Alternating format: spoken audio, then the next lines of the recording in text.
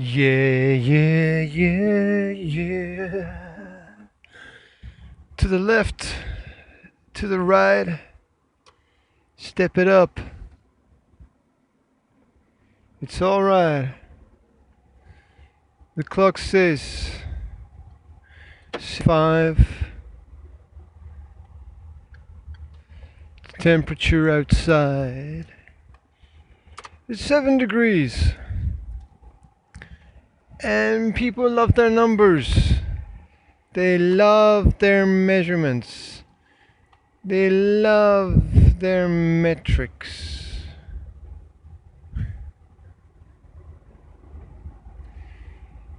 The endless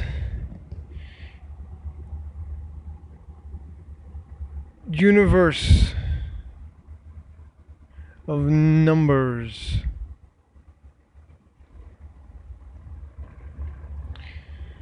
Oh yes.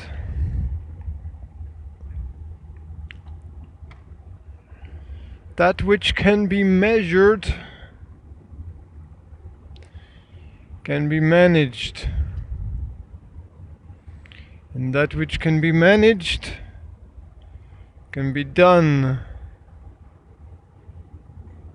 Yeah.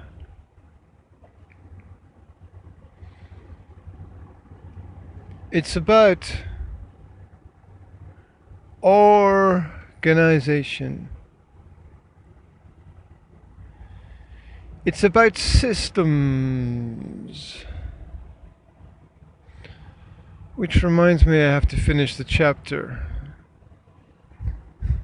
in the book so that I can finish.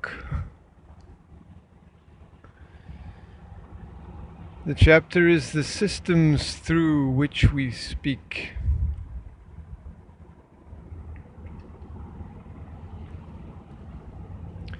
That's a horrible title.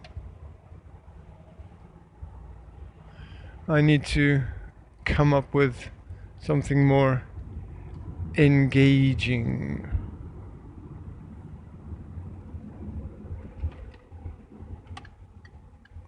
That describes the infinite reach of language down deep into our subconscious psyche. How the words are a window into our mind.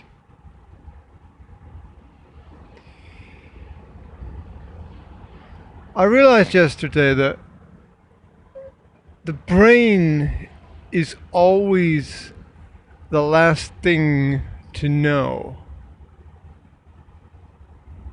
What does that mean? Well, the universe knows, the body knows, the senses know.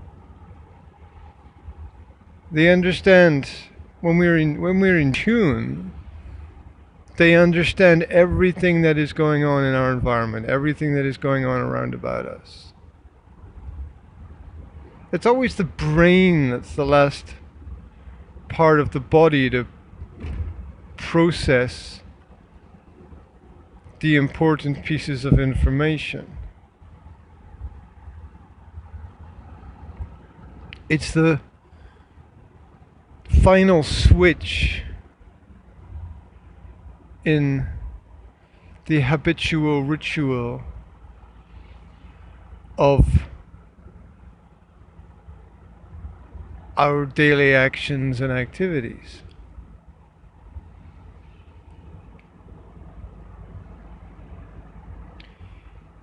It's the last mechanism to click into place in our decision-making processes. If you think about it, the body is constantly sensing and feeling things from its environment, and the brain is interpreting those feelings and experiences. And not just interpreting, the brain is filtering those experiences, filtering out those experiences, because it's filtering out about 99.99% of reality and allowing us to experience a very small percentage of what is happening, because otherwise we would have some form of information overload that would just cause us to melt down. In fact, it does cause a lot of people to melt down. A lot of people can't handle the stresses and the pressures that life puts on them. And then there we externalize it again, because we kind of put it on ourselves, because we have a choice whether or not we choose to do what we do, whether we choose to accept what is happening, whether we choose to engage with the world around about us. And that's our power. Our power is in knowing that we have a choice, and we can disconnect at any moment, but very few people actually do disconnect, because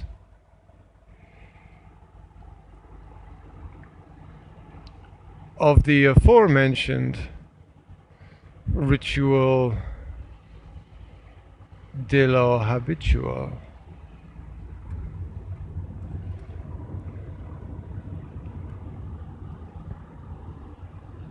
I spoke with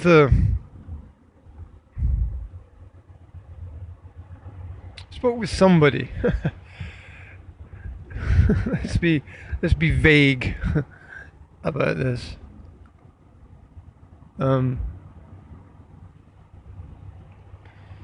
To both protect the innocent and the guilty.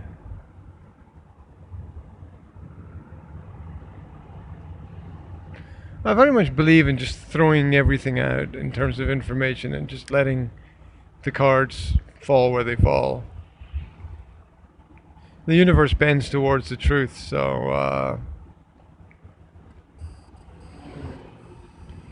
go with the flow. It's not our job to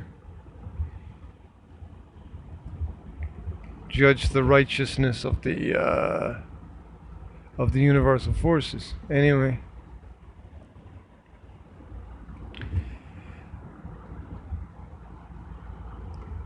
I spoke with somebody yesterday whose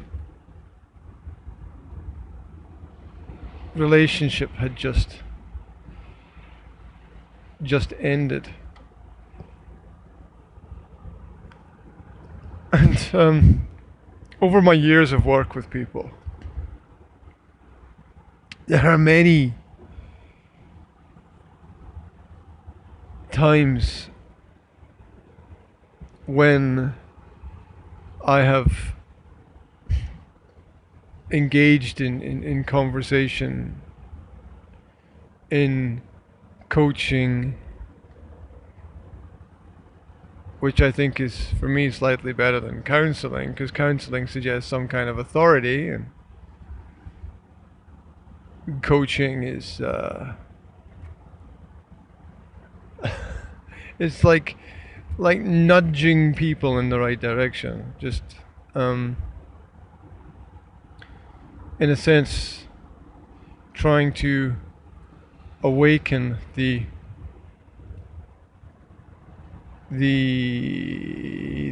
inner strength that exists in everybody.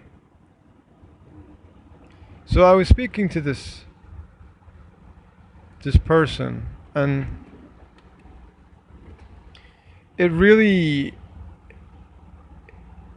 hit home to me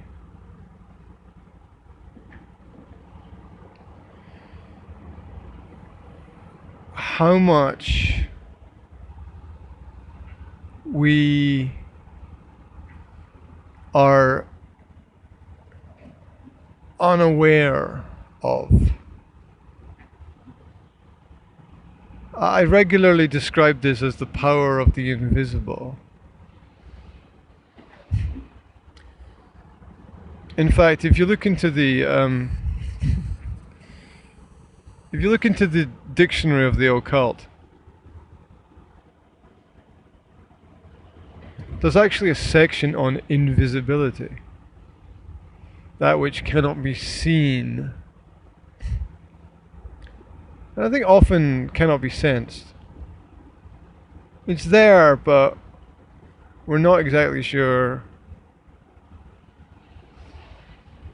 how to process that kind of information. Well, we can't process it because we can't sense it, can we? So, but it's there. So how do you know it's there if you can't sense it?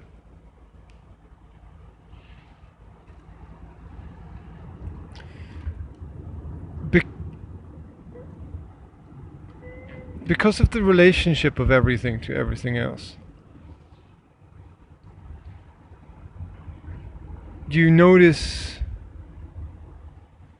patterns and irregularity,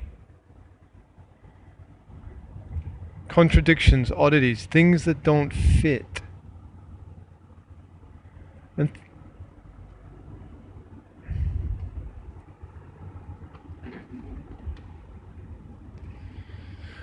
that which makes no sense,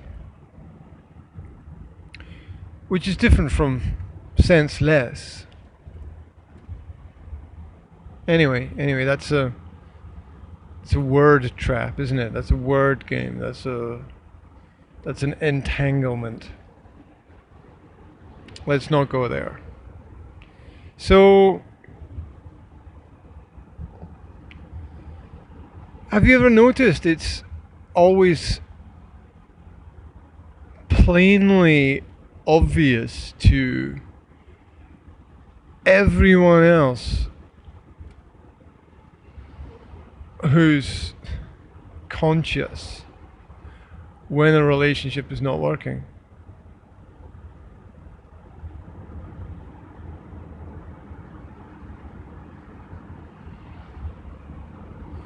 And yet, to someone in the relationship, they can be completely blind to this element.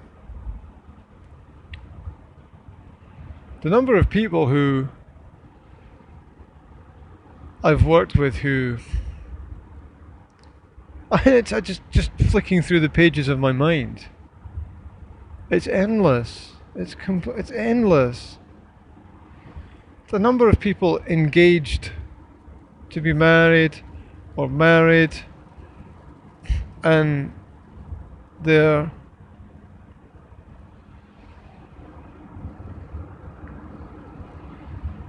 caught up in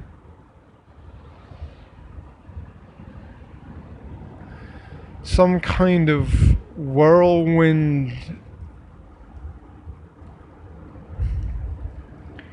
of their own reality, the storm of their own brewing.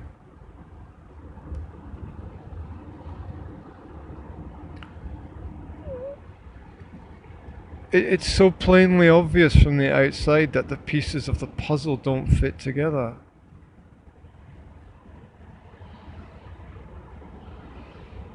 Why is that? Is it because we don't have enough experience? Is it because we're trying to force the pieces of the puzzle together when they don't fit? Is it because we know we need to do something? Is it because we feel that time is limited? I mean, if you think about it rationally, there's an odd word, rationally. So we use rational like logical, but to ration is to limit things. So what does that mean, rationally? Does that mean filtering out the things that are not important? Okay, let's use it like that. Filtering out the things that are not important. You know, if we think about it rationally, sad to say, sorry to say, that there has to be more than one person out there for everybody. There can't just be a single fate-endowed soulmate.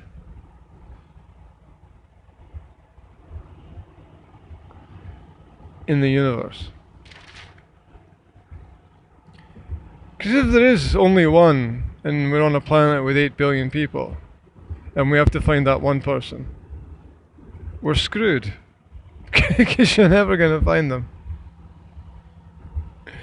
Because most of us walk around blindfolded anyway. Trapped in a matrix of our own desires, wants, and cognitive dissonance.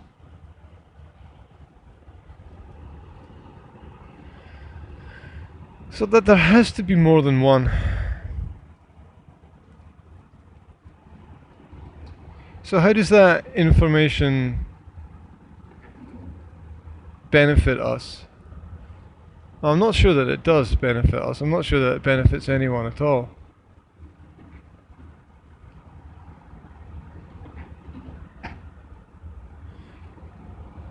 There are some things that it does not benefit us to know.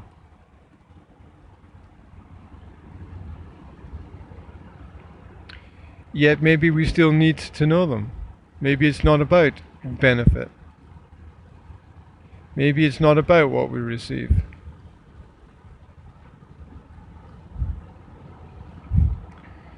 You know, flip the reality. Observe what you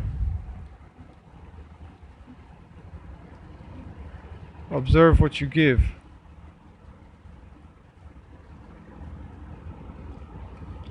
Observe what you can give. Anyway, how do we know the one is the one? How do we discover that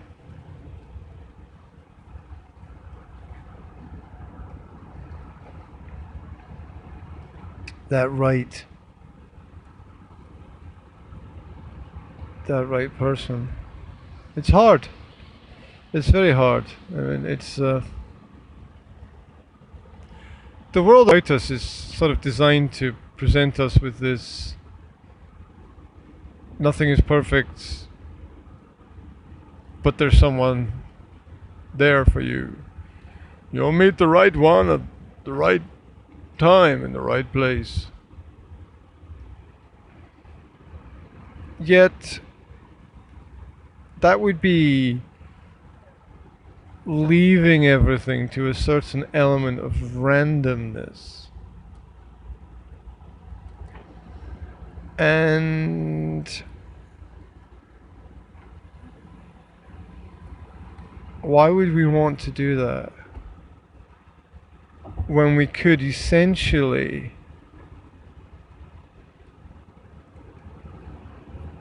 try to engineer our own reality together with our own experiences and have some kind of control?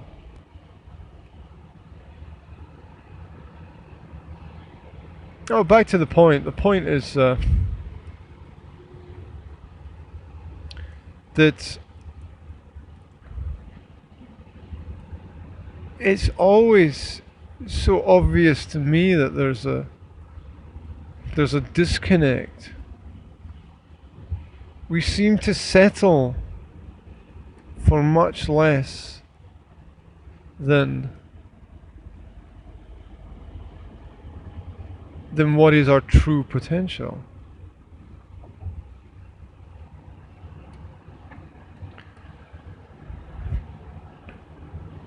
Which means we're all sort of underperforming.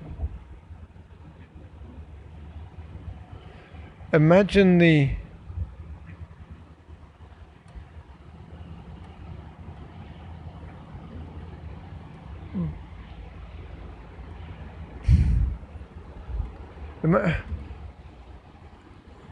imagine the opportunities created by a perfect synergy of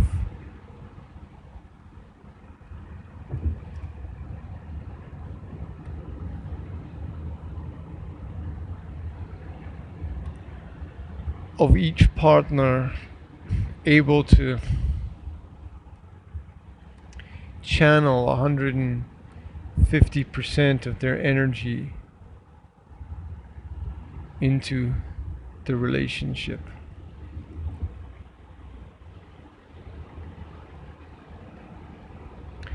Imagine the infinite possibility of making all your dreams real.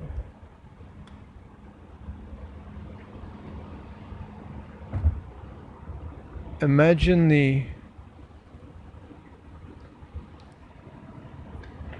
infinite possibility of wise conscious choices.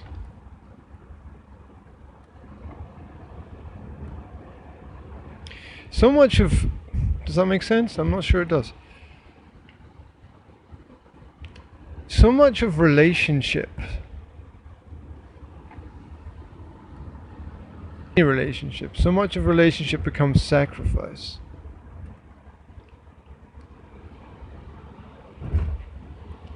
It becomes giving up,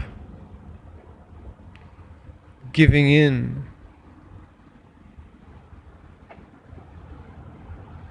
giving over control,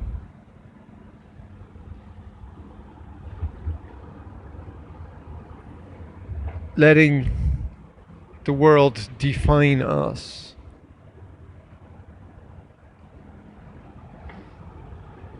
Instead of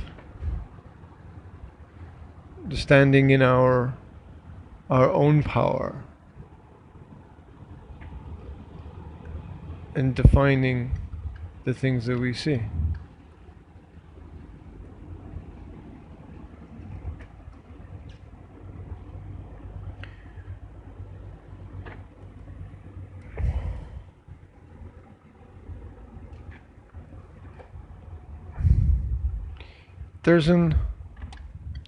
There's definitely an unspoken emptiness in a lot of relationships.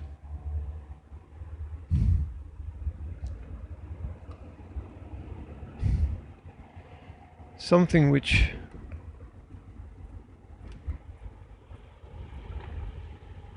is visible from the outside.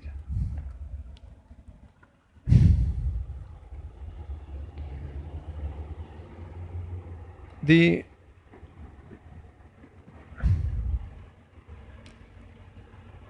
spaces can be seen, the spaces between the thoughts, the spaces between the words.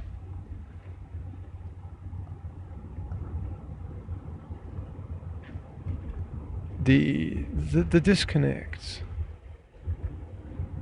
And yet when we're in the center of the relationship, we're just unable to observe any of these things.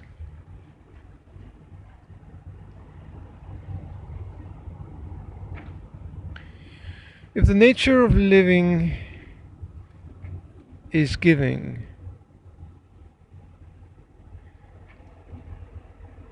and the root of understanding is observation, And to observe is to serve. Nature of understanding is observation and recognition. Then, as we serve, we become more conscious of our reality and how we affect reality. As we experience gratitude, we learn how the world affects us.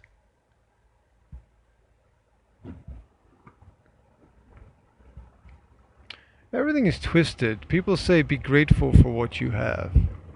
Yeah, for sure.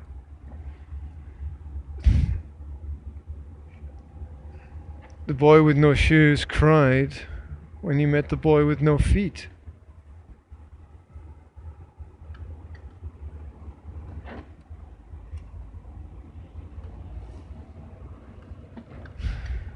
Is that what Einstein was talking about?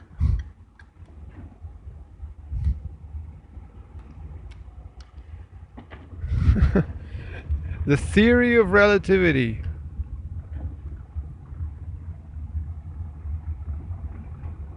Science encapsulates these problems with its focus on theory,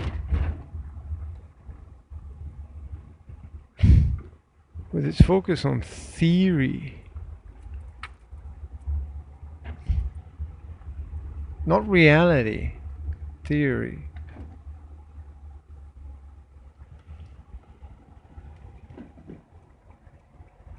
Perhaps that's what allows the scientist to dream.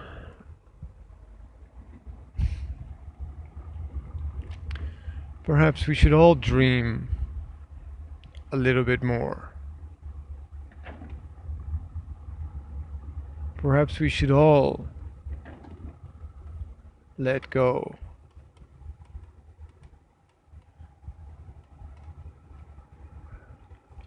Perhaps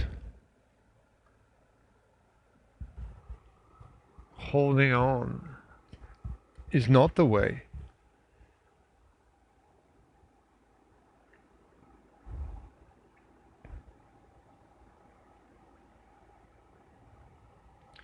Imagine a relationship with true freedom, with pure freedom. What would that mean?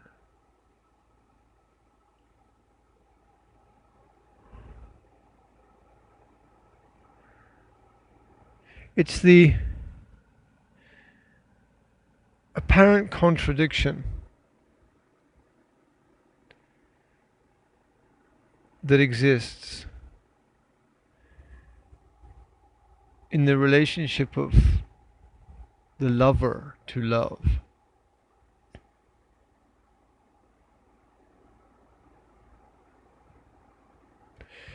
It's like that Sting song. Which one? There's so many. If you love someone, set them free. If you love someone, set them free. Seems to me that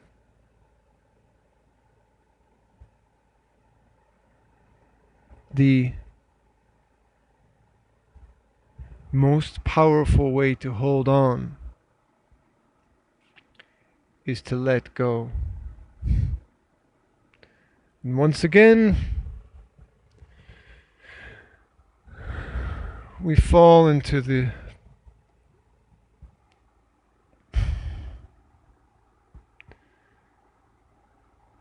powerful confusion that is the knotted relationship of words.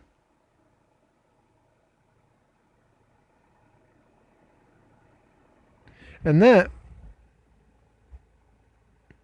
is my thought. That's my thought this morning. That's where I'm at. Wherever you're at, have a grand, grand day. Speak to you soon.